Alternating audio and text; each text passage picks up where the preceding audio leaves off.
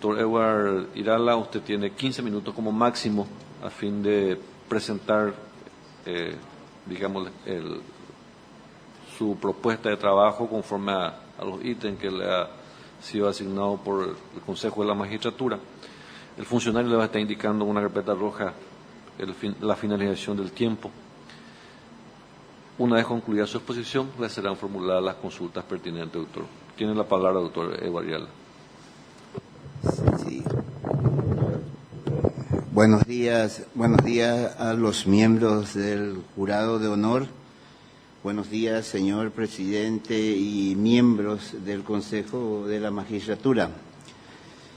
Siguiendo el eje temático establecido por el Consejo de la Magistratura, me veo la necesidad de ingresar brevemente en el tema del Estado social. El Estado social de Derecho reúne los principios del Estado social y del Estado de Derecho. Son dos modelos de organización de la sociedad estatal que buscan principalmente o que tienen como objetivo la dignidad humana. El Estado social de Derecho, los rasgos distintivos del Estado social de Derecho son el imperio de la ley, la división de los poderes del Estado, la legalidad de la administración, derechos y garantías fundamentales y los derechos sociales y económicos. Y son sus objetivos, el Estado busca materializar la dignidad humana, pretende desarrollar la igualdad real y efectiva, no solamente formal, un mínimo un mínimo existencial para todas las personas e igualdad de oportunidades, y también se constituye en un agente económico que busca remover todos los obstáculos que le impiden o puedan impedir el desarrollo y la dignidad de la persona humana. Este es el estado en que se constituye la República del Paraguay, y dentro de este Estado social de derecho, la Constitución le asigna al Ministerio Público deberes y atribuciones bastante amplias. Esos deberes y atribuciones son, en primer lugar, el ejercicio de la acción penal pública para la representación de la sociedad ante los órganos jurisdiccionales del Estado, para ejercer la acción penal pública, defensa del patrimonio público y social, de los intereses difusos y de otros, y de los derechos de los indígenas. El ejercicio de la acción penal en aquellos casos en que para iniciarla o proseguirla no fuese necesaria instancia de parte. Velar por el respeto de los derechos y garantías consagrados en la Constitución Nacional. O sea, le concede deberes y le concede atribuciones muy amplias y muy relevantes. Esos deberes y esas atribuciones que le concede la Constitución al Ministerio Público se ejerce en distintos fueros, principalmente en el penal, en lo civil, en el ámbito de la niñez y la adolescencia, donde se está actuando mucho en los últimos tiempos, en el ámbito civil y comercial, en el ámbito electoral, en el Tribunal de Cuentas, y en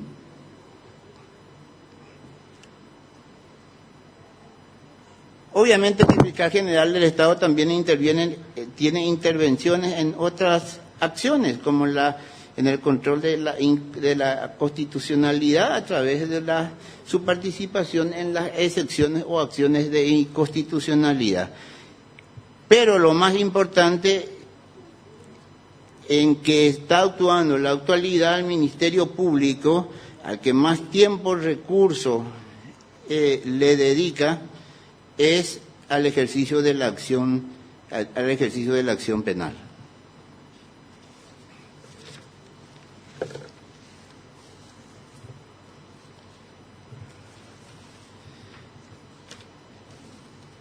Mi percepción acerca del funcionamiento del Ministerio Público. Aquí me veo en la necesidad de tener que decir de que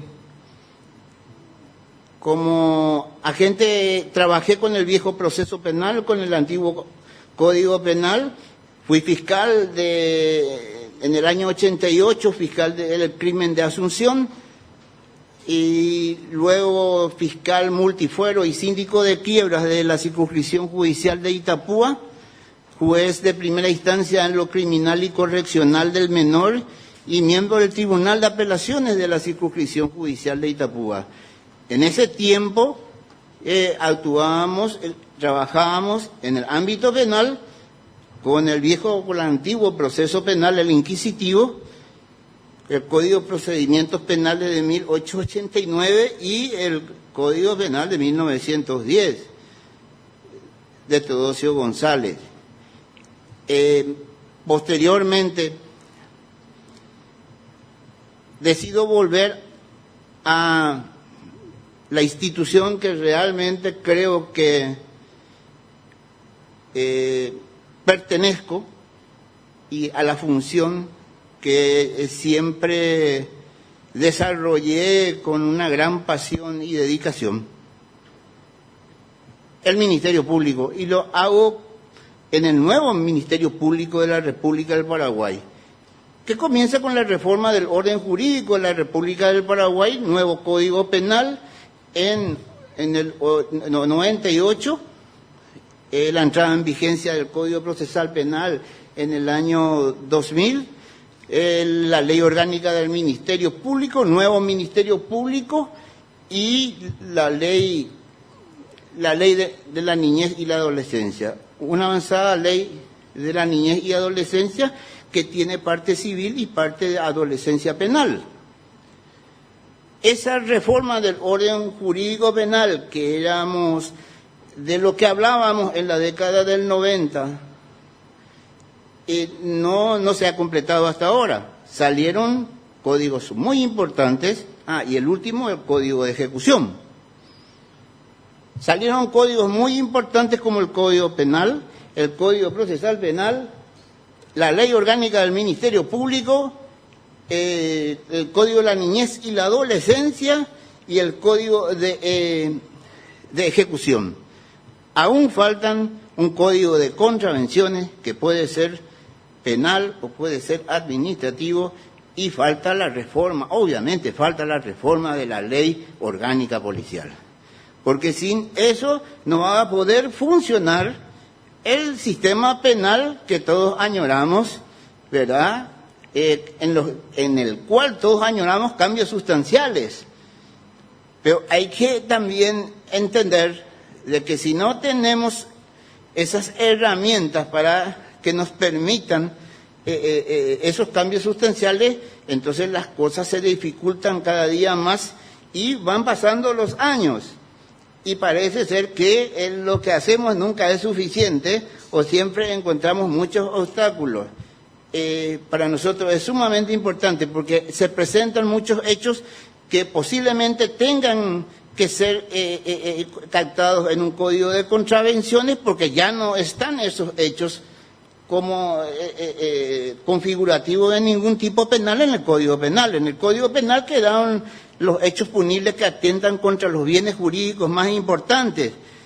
Por eso está clasificado los hechos punibles en delitos y crímenes. Las faltas penales quedaron para ser llevados a un código de contravenciones, qué es lo que necesitamos. Y obviamente la reforma de la ley orgánica de la Policía Nacional, porque es la mano derecha del Ministerio Público en el ámbito penal y en distintos ámbitos de funcionamiento del Ministerio Público.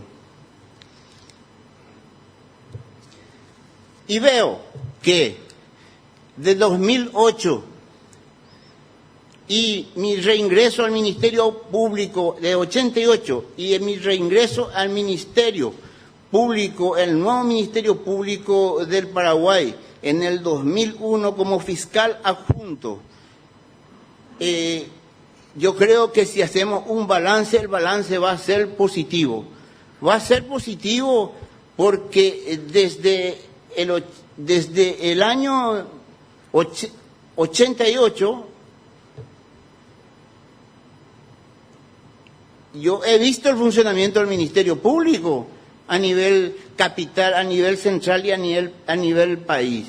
Y he visto el funcionamiento del Ministerio Público en el interior del país.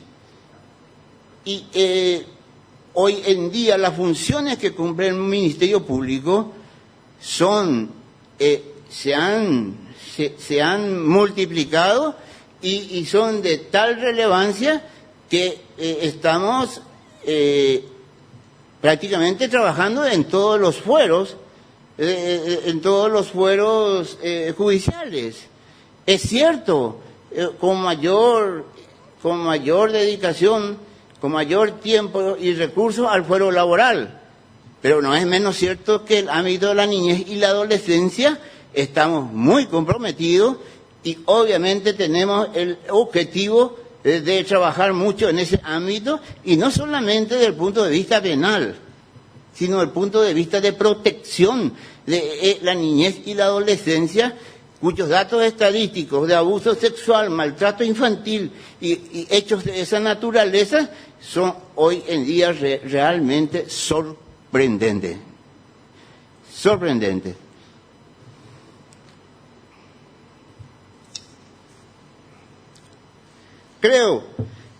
Creo que el Ministerio Público, en 17 años, el nuevo Ministerio Público del Paraguay, creo que en 17 años ha hecho una tarea igual que el Poder Judicial en más de 120 años. Si tenemos en cuenta que la Fiscalía, hoy en día, las unidades fiscales de este nuevo Ministerio Público están en todo el territorio nacional y están en pleno funcionamiento. El Poder Judicial, según algunos de nuestros actores, fue creado con el Estatuto Provisorio de Justicia de 1843. Para otros, data su creación después de la Guerra de la Triple Alianza. O sea, pongámosles como 120 años de existencia.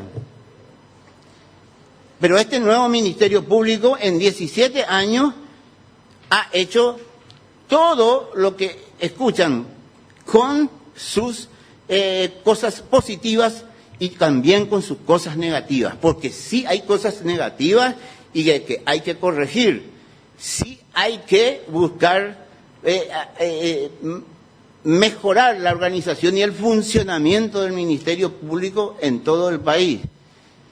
Y le hablo con conocimiento de causa porque desde el 2001 actué como fiscal adjunto en 5 departamentos de la región oriental. Fui al mismo tiempo fiscal adjunto de Alto Paraná y Canindeyú, fiscal adjunto de Itapúa, Misiones y Ñeembucú. Y también brevemente para organizar la región, el área de Paraguarí. Luego me quedo con 5 departamentos. Y de a poco vamos entregando, en la medida que el Ministerio Público iba evolucionando, desarrollando, creciendo, y iban siendo nombrados nuevos fiscales adjuntos, íbamos entregando las zonas del interior del país a distintos fiscales adjuntos. Obviamente era imposible que pudiera, en materia de salud o física, soportar la atención de 5 departamentos y de la envergadura o de los problemas que acarrean el departamento de Alto Paraná y Canindeyú.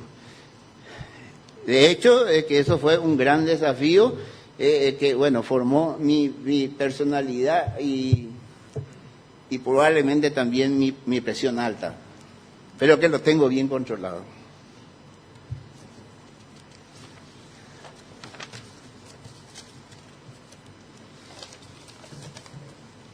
Autonomía funcional y presupuestaria del Ministerio Público. El Ministerio Público del Paraguay goza de autonomía funcional para el cumplimiento de sus funciones, lo que le permite dirigirse a sí mismo. No necesita de terceros. En América Latina, según los estudiosos, existen 2 modelos de Ministerio Público. El modelo Ministerio Público, que lo ubica a esta institución como una institución extrapoder, que es el modelo que han acuñado la mayoría de los países de la región, y otros que consideran al Ministerio Público como una institución incursa dentro del capítulo del Poder Judicial, que es el caso de Paraguay y Colombia. Como esa es la ubicación que lo podemos ver en la propia Constitución Nacional, ahí está metido el Ministerio Público. Hay 5 o 6 instituciones que están en el capítulo del Poder Judicial. Está la Corte Suprema de Justicia, está el Consejo de la Magistratura, entiendo, está el Jurado de Enjuiciamiento, aunque no soy experto presupuestario, ¿verdad? Está el Ministerio Público, está la Justicia Electoral y está el Ministerio de la Defensa Pública. Estamos ahí dentro del capítulo del Poder Judicial y obviamente eso tiene sus dificultades y sus confusiones para muchas cosas, pero no importa. El presupuesto del Ministerio Público, el Ministerio Público tiene autonomía para el Ministerio Público tiene autonomía para ejecutar, administrar y su propio el presupuesto o los recursos que le asigna el presupuesto general de gastos de la nación. Sí es necesario, sí yo considero de que hay que buscar una nueva reingeniería porque hay que priorizar, optimizar esos recursos presupuestarios para hacer más cosas, no solamente perfeccionar el funcionamiento en lo penal del Ministerio Público, sino en otros fueros, especialmente de la niñez y la adolescencia en este momento y medio ambiente. Esos son fundamentales.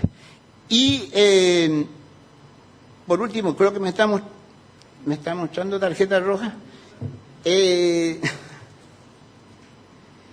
Quería terminar simplemente diciendo de que optimizar, adecuar mejor los gastos, los recursos del Ministerio Público, optimizarlos, racionalizarlos y recurrir a muchas posibilidades que hemos podido recurrir porque nos habilita el Código Procesal Penal y la Ley Orgánica del Ministerio Público. Por ejemplo, ¿por qué no hemos recurrido hasta ahora a utilizar a los profesionales, a los especialistas que existen en todas las instituciones del Estado y a los cuales, según el Código Procesal Penal y la Ley Orgánica del Ministerio Público, el Ministerio puede recurrir a la investigación de hechos punibles complejos? Es que necesitamos de todo tipo de profesionales de distintas disciplinas que obviamente no vamos a tener los recursos para contratarlos, ni hoy, ni mañana, ni el año que viene. Pero si esos recursos especializados que podemos pedir y pueden actuar como asistentes o consultores de los agentes fiscales, como asistentes fiscales por un procedimiento establecido en el Código de Procedimiento y en la Ley Orgánica. ¿Cuántos los hay en las entidades binacionales? ¿Cuántos en la Administración Nacional, en la ANDE y en otras instituciones que tienen muchísimos profesionales de alta especialización y que son necesarios para que el proceso penal realmente cumpla, por lo menos en tiempo, con su finalidad, que es el esclarecimiento de los hechos punibles y la sanción, si así correspondieren a los participantes? Muchas gracias. Gracias, doctor Eguay Irala. Los señores miembros del tribunal que quieran hacer una pregunta, tiene la palabra el doctor Luis Fernando Sosa Centurión. Buen día, doctor. Simplemente para cumplir con el ítem del Consejo los ítems del Consejo de la Magistratura. Usted, me pareció no escuchar su opinión sobre la aplicación del criterio de objetividad en las cuestiones penales, por ejemplo. Bueno, profesor, el criterio de objetividad es uno de los criterios fundamentales dentro del proceso penal. El criterio realmente el Ministerio Público debe regir sus actuaciones por el criterio de objetividad. Eso significa aplicar correctamente la debida aplicación del derecho a los casos concretos y obviamente a los efectos y a los fines del debido proceso legal. El Ministerio Público no tiene que estar desarrollando una etapa preliminar de investigación. Se refiere a las tendencias que están teniendo actualmente de victimizarse, de criminalizar cuestiones del derecho civil que van a terminar en el aspecto penal, planteándose incumplimiento de contratos como estafa, etcétera, etcétera. Bueno, entonces, el principio en síntesis, el principio de objetividad juega con el principio de oficiosidad o legalidad del proceso penal. O sea, tenemos que analizar todas las denuncias que de cientos no entran en cada sede fiscal, sea regional o zonal. Y muchas de ellas pretenden criminalizar cuestiones que son civiles o comerciales. Pero tampoco, profesor, no podemos dejar de ingresar al sistema penal las denuncias, porque al ingresar tenemos que hacer ingresar. Segundo, al ingresar tenemos que analizar las denuncias. Y analizar las denuncias ya es dedicarle tiempo a esa denuncia que posiblemente deba ser resuelto en el ámbito civil. Pero sin olvidar también, profesor, de que hay un tema muy debatido y que todavía no tiene una solución en muchos países de tradición jurídica muy más desarrollada, como España, que es la criminalización de los contratos civiles. Estamos trabajando sobre eso y sobre eso se necesita un instructivo general. Porque si hubiera sido mucho más fácil, porque de que se puede cometer un hecho punible por medio de un contrato, se puede. Solamente que muchas veces es muy difícil, se vuelve un tanto complejo saber si en realidad se cometió un hecho punible a través del contrato o un ilícito civil que debe ser resuelto en lo civil. Pero yo, profesor, una inquietud, porque usted es un gran maestro, fue mi maestro. Yo como me dicen muchas veces, doctor, quiero que me investigue, por favor le pido que me investigue, porque cuando me vendió el vehículo ya estaba sin motor. Me vendió un vehículo sin motor, me dijo que estaba en el taller del barrio San Pedro y me vendió un vehículo sin... ¿Cómo no voy a investigar en ámbito penal qué es lo que ocurrió? sin necesidad de imputar, ni de aplicar medidas cautelares si la persona denunciada es conocida. Entonces, ¿por qué no investigo? Y en todo caso, en su oportunidad, con la suficiente información, porque una denuncia muchas veces no lleva toda la información, decidir la cuestión prejudicial. Si existe una cuestión prejudicial, entonces solicitar al juez por el trámite pertinente, plantear la cuestión prejudicial. Que es, me falta un elemento del tipo penal que debe ser resuelta en un fuero extrapenal. Vaya a ese fuero, resuélvame eso y después venga lo penal. Gracias, doctor Centurión. ¿No? Otro miembro que quiera, tiene la palabra la doctora Amparo Samaniego de Paz. Sí, doctor, por favor, su opinión sobre la justicia juvenil restaurativa. Bueno, ese es un tema que tenemos que entrar a debatir y a profundidad. No hemos todavía tenido ni la suficiente capacidad en materia de recursos especializados para el efecto, pero es una cuestión que está en agenda y que prontamente seguro que va a ser profundizado el tema de la justicia restaurativa. Es que es tan amplios los deberes y las funciones que la Constitución Nacional le ha encomendado. Si se lee bien el artículo 268 de la Constitución Nacional, que obviamente le resulta muy difícil al Ministerio Público en tan poco tiempo poder cumplir con todas esas, con todos esos deberes y obligaciones que le han impuesto.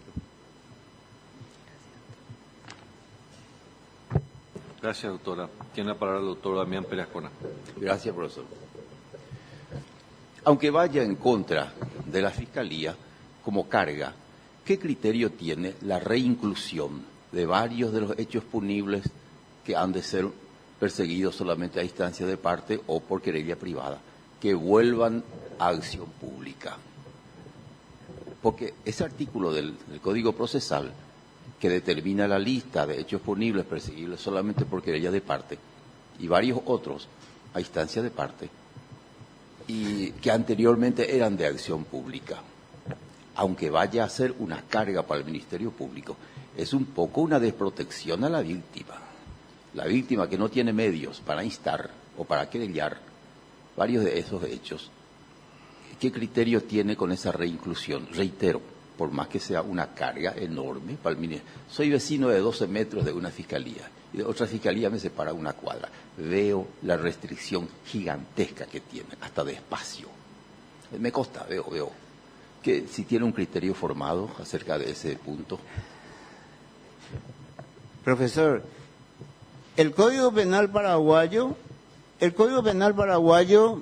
no solamente tiene delitos de acción penal pública. El Código Penal paraguayo solamente tiene delitos de acción penal pública. Y a estos delitos de acción penal pública los clasifica otra vez en dos: delitos de acción penal pública propiamente dicho y delitos de acción penal pública a instancia de la víctima. El tema de las acciones es un tema del código de fondo. Lo que pasa es que un equipo redactó el anteproyecto del Código Penal y otro equipo redactó el anteproyecto del Código Procesal Penal. Y obviamente ahí comenzó el problema. Y no se da solamente con los delitos de acción penal privada. El Código Penal no contiene delitos de acción penal privada. Y eso hace también al acceso de la justicia para todos. ¿Qué es lo que dice la Constitución? Si usted sufre, profesor, una lesión, como la vez pasada escuché, con arma blanca, le van a decir, es delito de acción penal privada, contrate un abogado, que sea un buen abogado querellante. Porque si le hacen mal la querella y el procedimiento le es adverso, aparte de que usted fue lesionado, va a salir pagando una gran cantidad de dinero. Y no solamente eso, 14 hechos punibles y entre ellos los hechos de delitos de acción penal privada, que vuelve a introducir el Código Procesal Penal en su artículo 17. Y antes de eso, los delitos a instancia de parte, que serían los delitos a instancia de la víctima que están en el Código Penal. Hay una gran confusión en el tema de las acciones y en el ejercicio de las acciones. Y muchas veces la falta. Dicen los que redactaron el anteproyecto del Código Procesal Penal que los delitos de acción penal privada tenían que ser de nuevo previstos, porque hay un artículo de la Constitución Nacional que así lo dice indirectamente. Y yo no creo que eso sea así. Hay un artículo que habla de una cuestión que se relaciona con los delitos de acción penal privada, pero eso no significaba que nuestro Código Procesal Penal tendría que haber tenido de nuevo delitos de acción penal privada. Que libre acceso, igualdad de acceso de la gente, o por lo menos, en todo caso, profesor, que los tradicionales delitos de acción penal privada, que normalmente son los delitos contra el honor y la reputación, que queden esos, pero no los demás. Y le digo una cosa, obviamente, yo soy soy miembro de una familia numerosa, ¿verdad? Tengo 5 hijas. Hoy en día, bueno, soy abuelo, tengo nietas y otras cosas más. Pero tengo 5 hijas mujeres. Si una de mis hijas se ve afectada por un hecho contra su intimidad, su vida sexual, etcétera, ¿usted cree, voy a pensar antes de que judicializar penalmente la causa? Voy a pensar si el hecho que sufrió mi hija no va a ser, o la judicialización de ese hecho no va a ser mucho más perjudicial que el hecho que... pero por eso se puso a instancia de la víctima, pues. Entonces, o mi hija, que es mayor de edad, si ella tiene que instar, o si no, no se mueve la acción penal, lo cual me parece correctísimo. O si es menor, los padres tienen que instar, o si no, no se mueve la acción penal. Yo creo que era lo correcto. No sé de dónde salen los delitos de acción penal privada que están en el artículo 17 del Código Procesal Penal y sobre los cuales, profesor, todos los días nosotros recibimos gente humilde, gente no tiene la más mínima posibilidad de contratar abogados y que nos piden, por favor, que les ayudemos. Le voy a dar un ejemplo, si me permiten. Ingresan con violencia a la casa de un vecino, le rompen la puerta, le gritan frente a su familia todo tipo de calificativos, rompen el televisor, la amenazan de muerte. Hay un concurso de hechos punibles y todos ellos son delitos de acción penal privada, según el artículo 17 del Código Penal. Violación de domicilio, daño, amenaza, y el tipo sale de ahí y se va. Concurso de hechos punibles, delitos de acción penal privada, solamente perseguible a querella de parte. Y le decimos nosotros no tenemos acción. ¿Cómo cree que reacciona? Le estoy hablando del interior del país, donde estoy hace 28 años deambulando en distintas funciones del Poder Judicial. Pero muchas veces tenemos que pasar horas y horas explicándole a una persona por qué no podemos nosotros desarrollar el procedimiento para la investigación de esos hechos punibles. Y realmente duele. Muchas gracias. Gracias, doctora Damián Pérez Ascona. Señores miembros del Consejo que deseen formular consultas. Tiene la palabra el doctor Adrián Salas Fernández.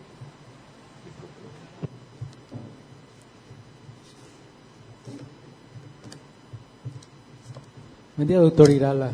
Muy buenos días. En atención a esa experiencia, esa rica experiencia en el sistema de justicia como magistrado, hace un buen tiempo como fiscal adjunto en varias regiones, varios departamentos, pero lo que me llamó la atención de su exposición es el hecho de que señalabas de que fueron eliminados del sistema penal varias figuras denominadas, por decir, cuasi delitos, que son faltas administrativas en general que en su momento también tenían penas o sanciones. Entendí que señalabas de la necesidad de una legislación en cuanto a contravenciones, señalabas. ¿Cómo, en qué sentido puede dirigir algunos aspectos, por lo menos dos, tres temas que se pueden incorporar eventualmente en una ley de contravenciones y cómo mejoraría la justicia social, como de repente se plantea, y en especial el funcionamiento del Ministerio Público, que realmente es representante de la sociedad, doctor? Sí, doctor. Estoy recordando algunas faltas penales del Código Penal de Teodosio. Por ejemplo, el jugar a las cartas en la vía pública. No solamente se castigaba a los que jugaban las cartas en la vía pública, sino también al que miraba, el que jugaba las cartas. Eran faltas penales, normalmente sancionadas con multas.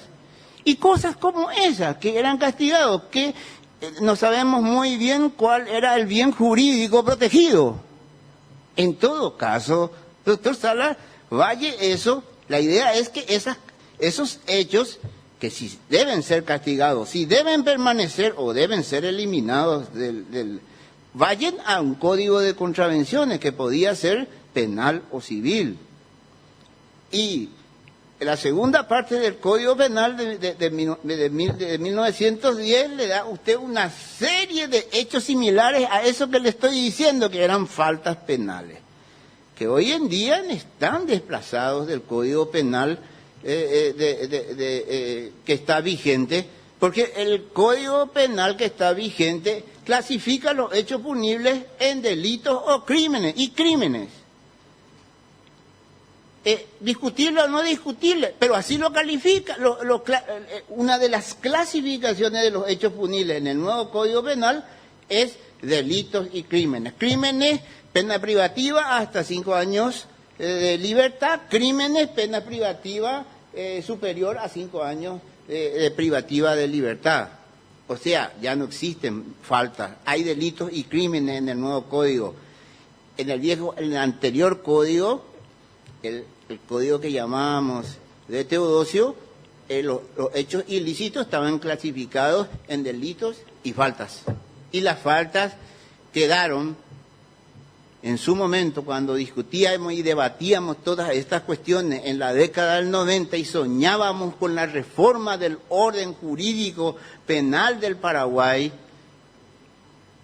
con el maestro, con su marido, que fue mi gran profesor y gran amigo, que me enseñó tantas cosas. Ya recuerdo su casa de Villamora, siempre recuerdo. Gracias, doctor. Pero ese es el tema. Entiendo. Doctor Salas. Gracias, doctor. Ante la ausencia del señor presidente, tiene pregunta el doctor Carlos Raúl Cabrera. Buenos días, doctor. Buenos días. En base a su posición le quiero hacer 2 consultas puntuales. Usted habló de la defensa de los intereses difusos, que efectivamente está en la ley orgánica. Entonces yo le quiero preguntar, ¿qué usted entiende por intereses difusos y cómo usted haría para la actuación de la Fiscalía General en el caso que usted sea fiscal general del Estado? Esa es la primera. Bueno, intereses difusos, intereses colectivos, el medio ambiente. Pero actualmente la Fiscalía, digamos que procede cuando ocurre un hecho punible contra el medio ambiente. Ahora, ¿cumple eso con lo que le encomienda la Constitución Nacional? Y pareciera que no, porque nosotros tendríamos no solamente que actuar, si vamos a seguir la literalidad de la norma o de lo que le encomienda la Constitución Nacional, nosotros tendríamos que presentar otras acciones no penales inclusive antes de que ocurra o en forma preventiva, antes que se vea afectado el ambiente. Pero no es posible hasta ahora, pero puede ser posible con una buena organización del Ministerio Público. ¿Interés difuso es solamente medio ambiente, doctor? Derechos de los consumidores, de ciertos sectores sociales, de los pueblos indígenas, etcétera. En cuanto a la ley orgánica policial, ¿usted me podría dar tres posibles modificaciones que usted había manifestado que desearía que se cambie? Por favor, 3 nada más. Mire, yo no recuerdo, hay un solo artículo o 2 artículos que hablan de la parte operativa de la Policía Nacional en la Ley Orgánica del Ministerio Público. Y ahí está metido toda la función de la Policía Nacional. Pero, por ejemplo, tomar declaraciones a los imputados son cosas que ya no van más ni con la Constitución ni con el Código Procesal Penal, que la policía le esté tomando declaraciones indagatorias a los imputados. No puede ser, ni podemos permitir. Es un derecho del imputado. Segundo, por ejemplo, se habla todavía del cuerpo del delito, creo que en la ley orgánica policial. En un artículo están 15 o 20 incisos y eso es toda la parte operativa de la policía.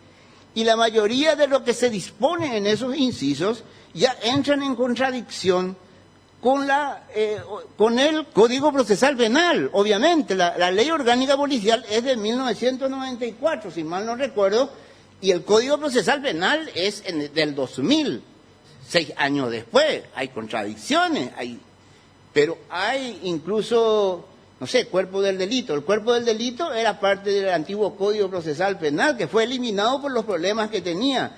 Discutimos y estudiamos el cuerpo del delito durante 300 años y no pudimos solucionar el cuerpo del delito de muchos hechos punibles. Entonces se eliminó el cuerpo del delito.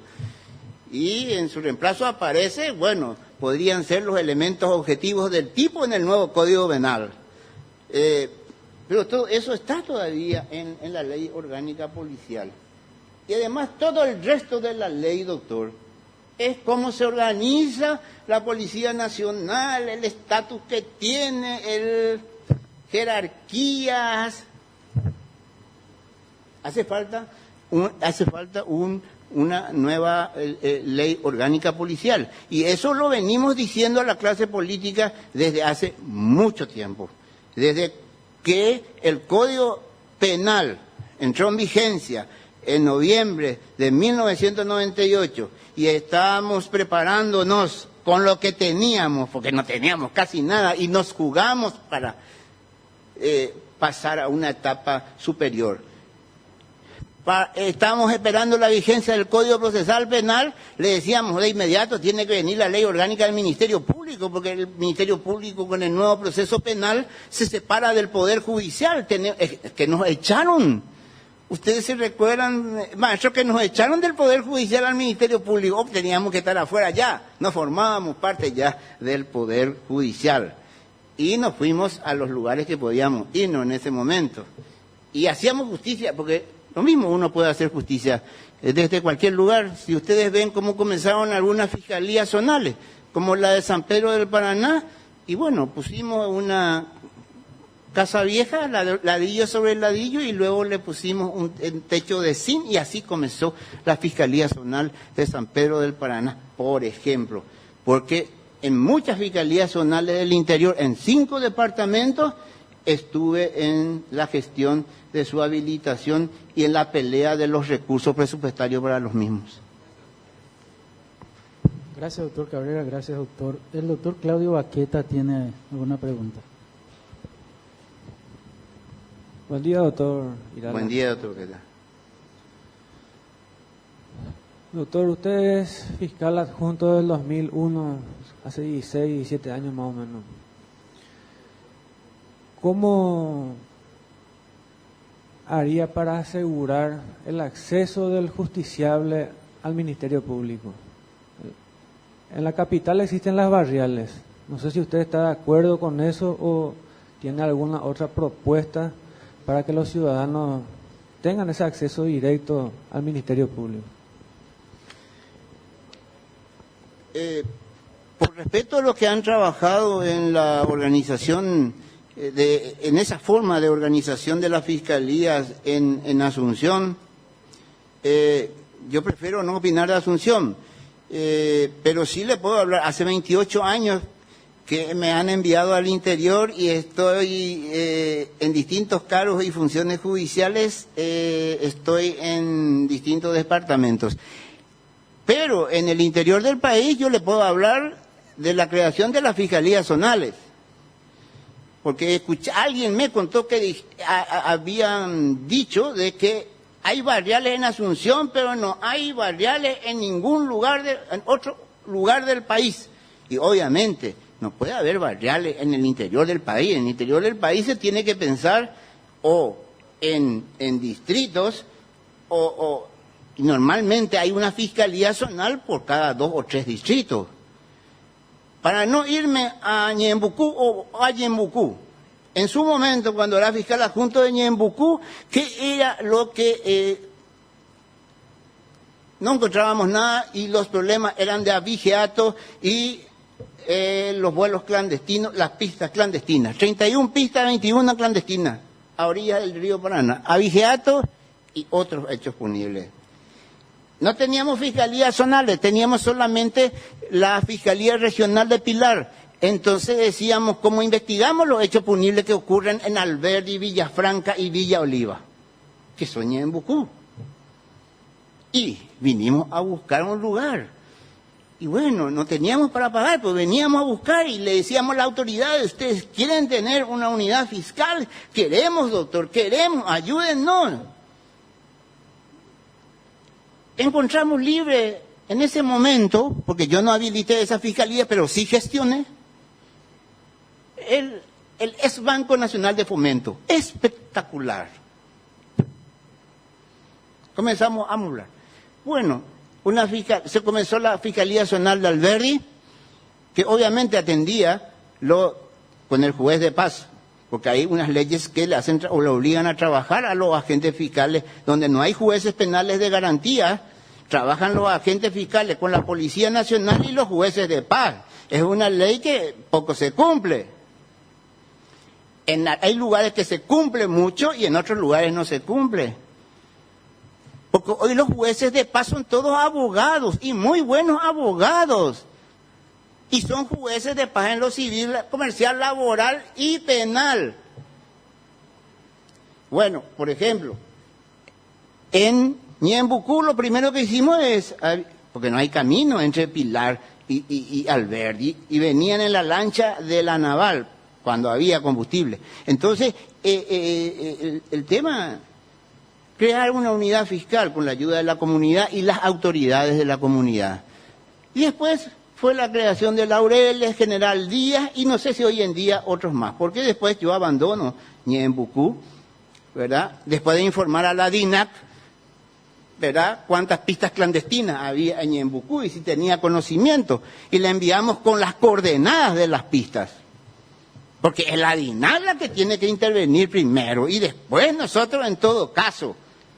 Lo que pasa es que todo se tira encima del Ministerio Público, todo se carga encima del Ministerio Público, porque otras instituciones no cumplen con su competencia o sus roles. En Itapúa hay 7 fiscalías zonales, doctor, estratégicamente ubicadas, incluso en Mayor Julio de Otaño, 200 kilómetros de Encarnación a orilla del río Paraná.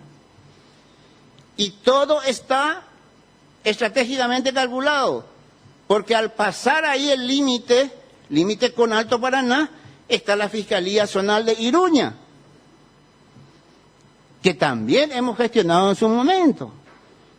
Y bueno, después Santa Rita y después otras fiscalías zonales, incluida la del presidente Franco, que en su momento, antes de abandonar yo esa circunscripción judicial, esa área del Ministerio Público, también habilité, y otras fiscalías más.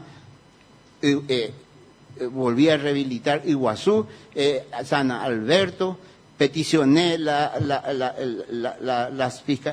potencié la Fiscalía de Salto del Guairá y gestioné la unidad fiscal para la frontera seca entre el departamento de Canindeyú y el Brasil.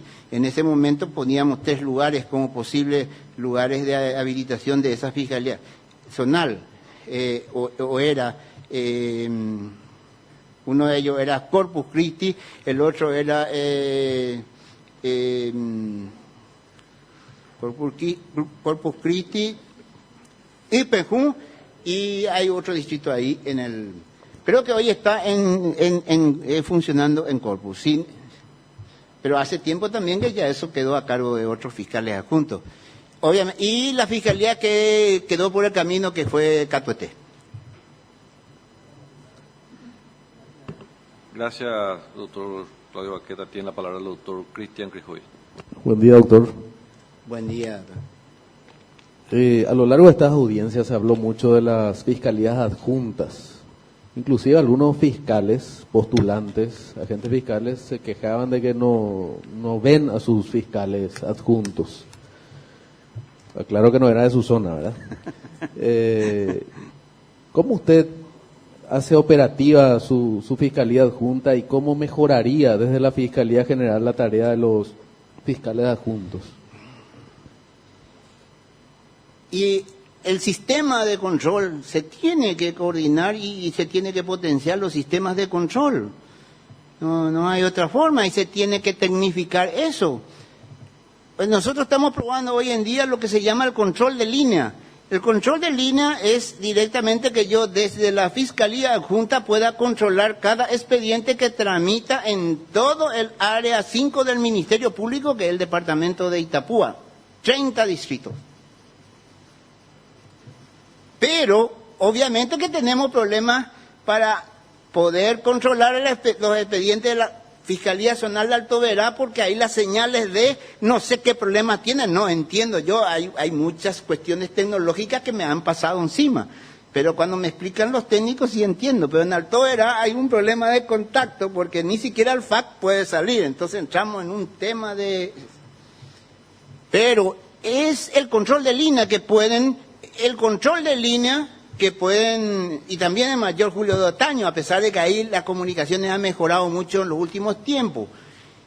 Pero el control de línea es que los fiscales adjuntos que están a cargo de distintas áreas del Ministerio Público en el interior, con su equipo, porque tiene que una fiscalía delegada que hoy en día está cumpliendo también, no cumple su papel de fiscal delegada, cumple papeles más bien... Como hace falta agentes fiscales, entonces se le asigna otra vez la fiscal delegada de Itapúa, por ejemplo, que es una excelente profesional y agente fiscal, pero al mismo tiempo es fiscal delegada que tiene que ser la que trabaje conmigo para el control y otras tantas cosas como esa, es fiscal de medio ambiente, ¿verdad? De Itapúa, de primer turno, y es también antidroga de segundo turno de Itapúa. Imagínese usted, 30 distritos, todo. Solamente hay que calcular que un hecho punible contra el ambiente se cometa en un distrito, son 30 hechos punibles que se cometen en el día. Y bueno, son esas las cosas, pero la Dirección de Control de Gestión Fiscal, cuya sede está en Asunción y tiene muy buen equipo, se tiene que potenciar. La Inspectoría General del Ministerio Público se tiene que potenciar. Y viene muy bien la conformación hace poco tiempo del Consejo Asesor del Ministerio Público, que lo integra el Fiscal General del Estado, los fiscales adjuntos, el administrador y 4 agentes fiscales en representación de los agentes fiscales designados por sus pares, que se hizo democráticamente. Eso se conformó hace algunos meses y yo creo también tiene varias funciones, entre ellos constituirse en tribunal de disciplina para juzgar el mal desempeño o las faltas de los funcionarios o empleados del Ministerio Público. Yo potenciaría todo eso. ¿Qué dinero se va a necesitar para potenciar todo eso si ya está? Traería los expertos en temas de control y le pediría que le vuelva experto a nuestros funcionarios. Y pensaría también en alguna institución de asuntos internos para ver si se puede implementar. ¿Qué costo traería eso para el presupuesto? Si es que ponemos en funcionamiento otras cuestiones, por ejemplo, consultores y asesores técnicos a quienes podemos recurrir para la investigación de los hechos punibles complejos. Y bueno, yo probé 2 o 3 veces. Me salió 2 veces.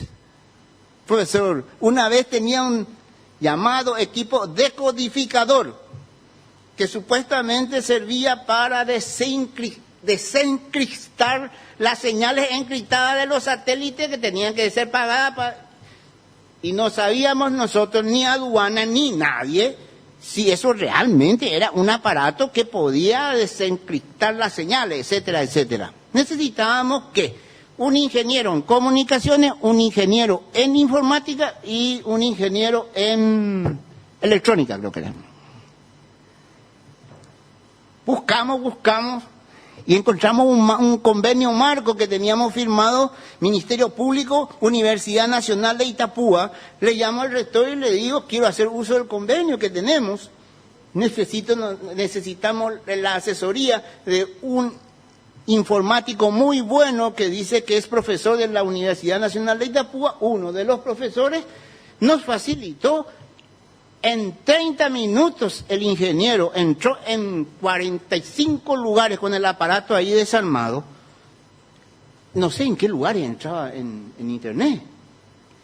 Y me trajo toda la configuración, funciones que cumple, así como estaba el aparato. Y si se le ponía una pieza, que me dijo el nombre, cómo se llamaba, podía desencriptar las señales satelitales, que obviamente son pagadas. Para desencriptar hay que pagar. Pero esas cosas no conozco yo que se estén utilizando. He tratado también de trabajar con la aduana, ¿verdad?, en el tema tan complejo de los delitos intelectuales, en los delitos marcarios.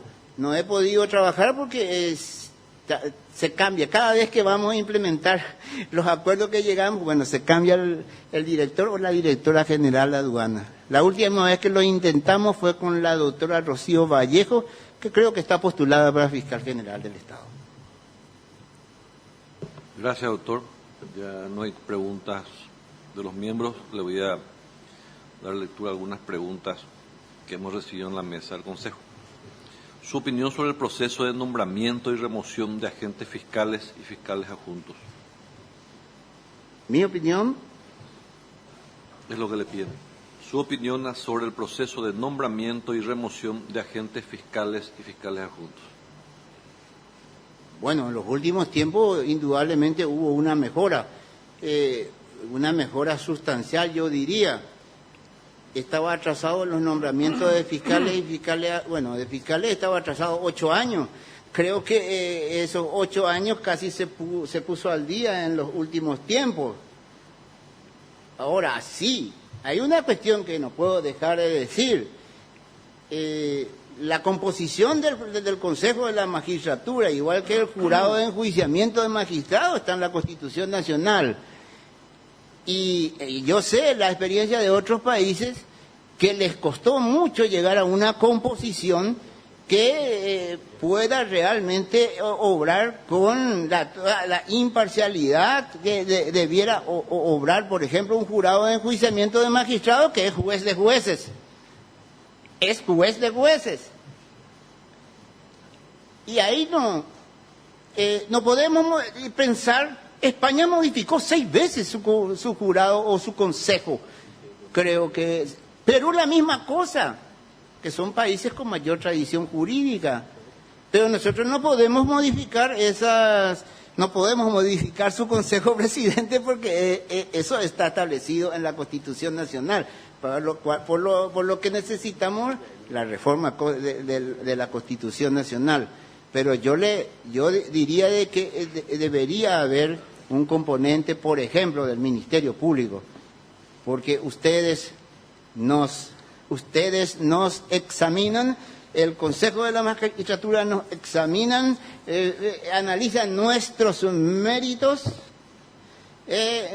nos hacen ingresar en una terna, y bueno, y después la Corte Suprema de Justicia decide. Pero ahí no hay ningún representante del Ministerio Público, presidente. Ubíquese usted en nuestro lugar. Es una situación realmente lamentable muchas veces, o ante el jurado. Yo le puedo contar uno o dos expedientes. Yo prácticamente inauguré el jurado cuando era juez de primera instancia en lo criminal. Si me permite, le puedo contar brevemente. Para separarme simplemente me denunciaron, presidente. Hice una constitución a pedido de querella en zona rural, sábado y domingo, un día sábado, con agente fiscal y 29 testigos de la compañía del inmueble donde yo allané. Firmantes de actas de procedimiento y actuantes con el que les habla. Como no les convenía,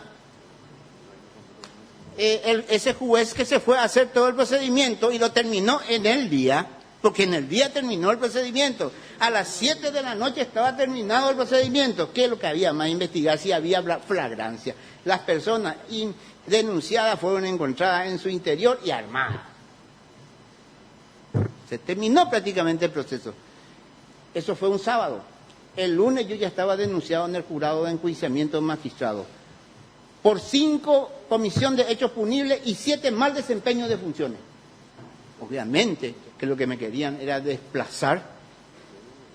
Y lamento muchísimo, porque después discutí, hablé mucho, creo que el profesor Enrique Sosa, que era el que manejaba bastante bien el tema del jurado de enjuiciamiento y su procedimiento, que decíamos, tenemos que modificar, doctor, porque no se puede llamar a un juez y ante una denuncia poco formal, que no reúne ni siquiera los requisitos formales, y verificado la seriedad de la denuncia, traído el expediente a la vista, uno se da cuenta que la denuncia es poco seria y hasta mentirosa.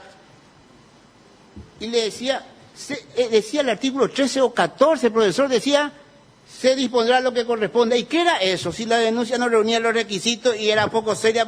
Y es el rechazo in limine. No, declararon de puro derecho la cuestión. Y yo esperé un año para que pueda salir de mi enjuiciamiento. Y después apareció otra denuncia que me dio la razón de lo que yo estaba diciendo. Y el profesor Sosa, creo que sí, el profesor Sosa, que integraba, creo, el jurado cuando eso, si mal no recuerdo, tantas cosas pasé ya. Y me dice, ahí te da la razón, tenés razón, Irala, es rechazo in limine, aunque no lo diga literalmente, dispondrá lo que... ¿Por qué? Me denuncian, la tercera denuncia, para separarme de la causa, me denuncian, doctor, me denuncian, doctor, pero yo no era el juez de la causa. Ya en ese momento había juez de primera instancia de segundo turno de Itapúa. Y el juez de la causa era la jueza de segundo turno. O sea, se equivocaron en el nombre, en el juez denunciado. Y yo le advierto al jurado de que yo no soy el que interviene en la causa y que la causa no obra en el juzgado. Le enviamos el libro, etcétera, etcétera. No, dice que no. Declaran de puro derecho y me enjuician y me llevan otra vez otros 6 meses para...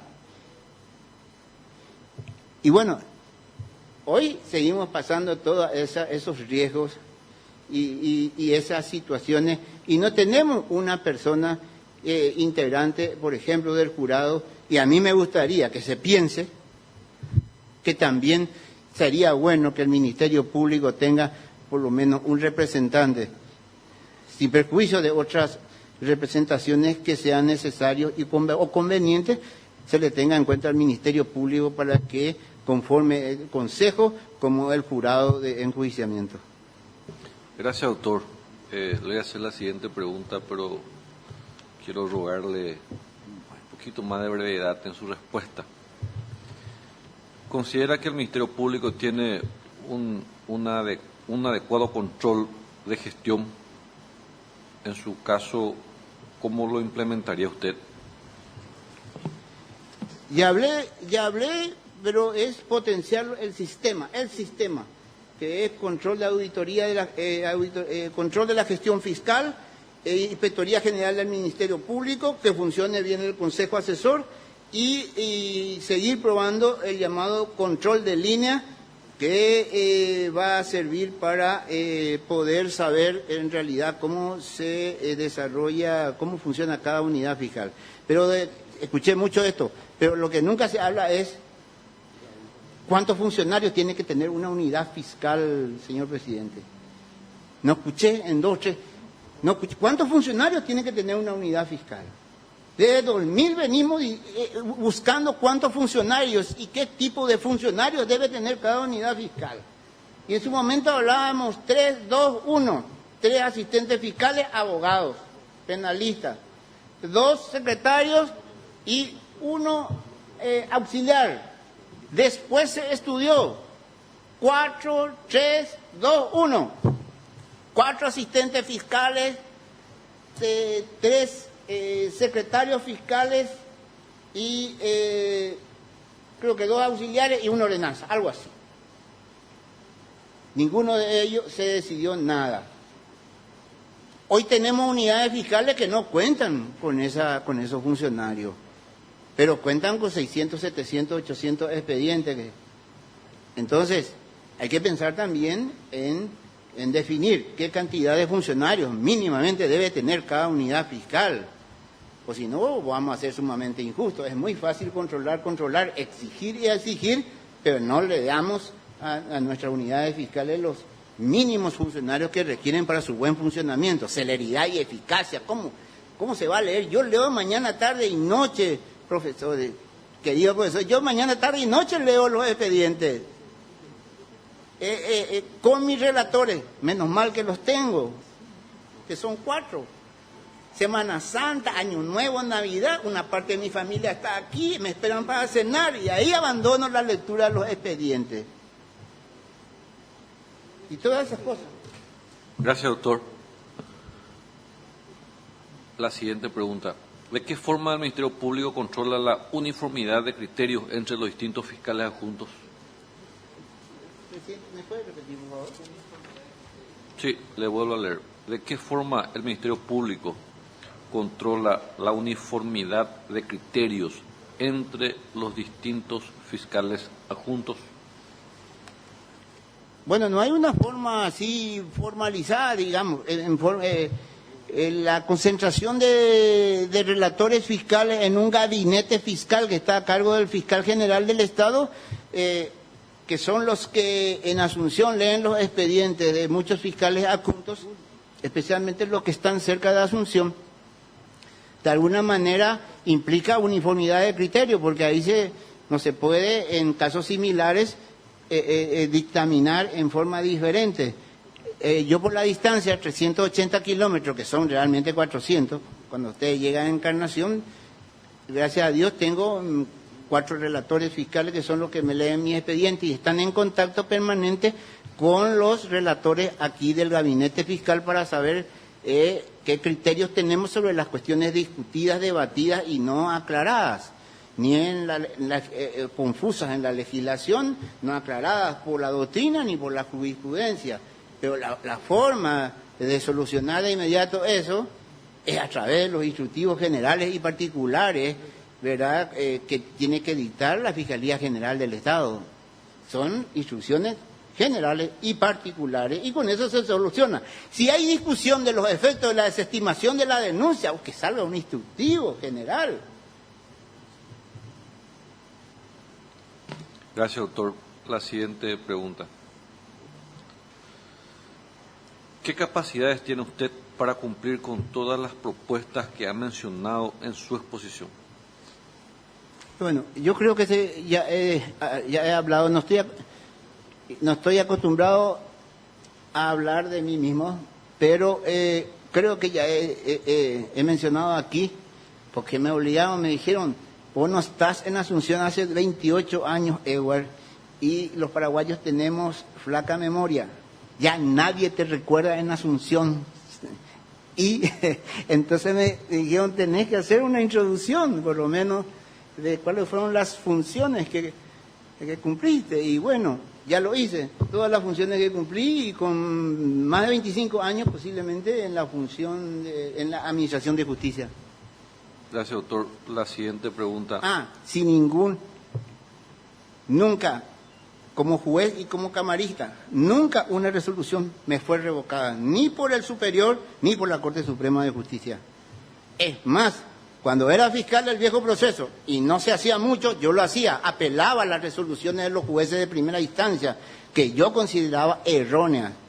Y en su momento, antes de ser juez, solamente en la Encarnación, en 47 apelaciones contra resoluciones del juez penal de garantía de ese entonces, 47 fue modificado o anulado o revocado por el Tribunal de Apelaciones a favor de lo que proponía la Fiscalía.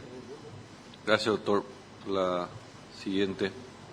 ¿Qué opina sobre la implementación de la prisión preventiva? La prisión preventiva. Y la prisión preventiva yo creo que está muy bien. El Código Procesal Penal habla claramente en un capítulo el tema de la prisión preventiva.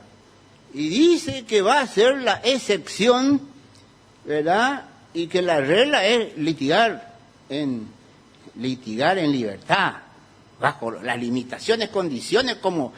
Lo que tenemos que estudiar es, bueno, necesitamos asegurarle a esta persona, porque no hay discusión si seguimos las disposiciones del Código Procesal Penal.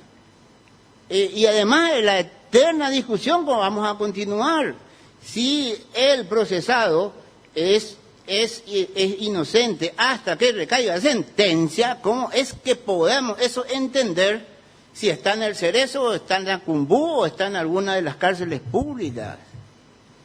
Si nosotros cumplimos con lo que dice el Código Procesal Penal, ahí en el 242 del Código Procesal Penal y artículo subsiguiente, es muy difícil decretar prisión preventiva en el proceso penal paraguayo. Es muy difícil. Si el fiscal pide bien, ¿verdad?, es posible, y tratándose de determinados delitos muy graves. Y haya también indicios graves contra el que se pide la prisión. Y se tiene que analizar, incluso cuando procede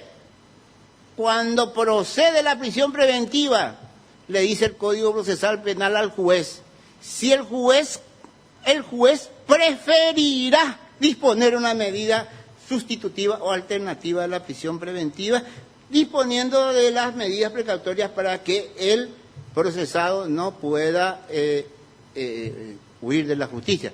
Y aunque huya, porque nada puede garantizar de que no va a huir, pero si huye de la justicia, si pasa la frontera, y bueno, se activa las instituciones de extradición. Pero está bien claro la prisión preventiva, cuáles son los requisitos, están clarísimos. Cumplir los requisitos de la prisión preventiva en nuestro país, con el Código Procesal que tenemos, es muy difícil. De modo que, si se están dando tantas prisiones preventivas, y obviamente, por ejemplo, modificamos los códigos, y en realidad los códigos son cuerpos de disposiciones sistematizadas. dice, si modificamos este artículo, ¿qué efectos tiene con relación a los demás artículos del Código? Y parece que no hay muchos expertos que están participando en esa cuestión. Por presiones llevamos la violencia familiar a 6 años y lo convertimos en crimen. Hace 1 mes y medio pedí las estadísticas de la Fiscalía Regional de Encarnación, solamente la Fiscalía Regional de Encarnación. Y había 682 denuncias y causas por violencia familiar en Encarnación. Si eso, doctora, y si vemos en las 7 fiscalías zonales cuántas denuncias hay, solamente si en la mitad de esos hechos punibles aplicamos la prisión preventiva, la mejor cárcel pública del Paraguay, que es la de Itapúa, estaría rebasada. Gracias, doctor. Con esto concluimos su exposición en esta audiencia pública. Le cedemos solo la palabra en caso de que usted quiera agregar algo que considere importante y que no se le haya consultado. Al dicho efecto, le solicitamos la brevedad porque tenemos todavía un postulante más. Mi última palabra. Sí, por si quiera agregar algo más que no le preguntamos. Pido disculpas, no pude venir en su momento por razones de salud. Y bueno, ahora asistí con lo que en su momento preparé. No es lo mejor, pero quiero que entiendan que hasta he tenido problemas con mi esposa, con quien estoy casado 38 años, ¿verdad? Por esta pasión que tengo por la institución del Ministerio Público. Es más, retorné a fiscal adjunto, y eso muchos amigos lo saben, abandonando un alto cargo en una entidad binacional para volver a ese lugar y trabajar en lo que me gusta hacer, que es trabajar por los más humildes y con una pasión y en el Paraguay profundo, que tanto se necesita. Muchas gracias a todos. Muchas gracias, doctor Edward Ignacio Irala Rivas.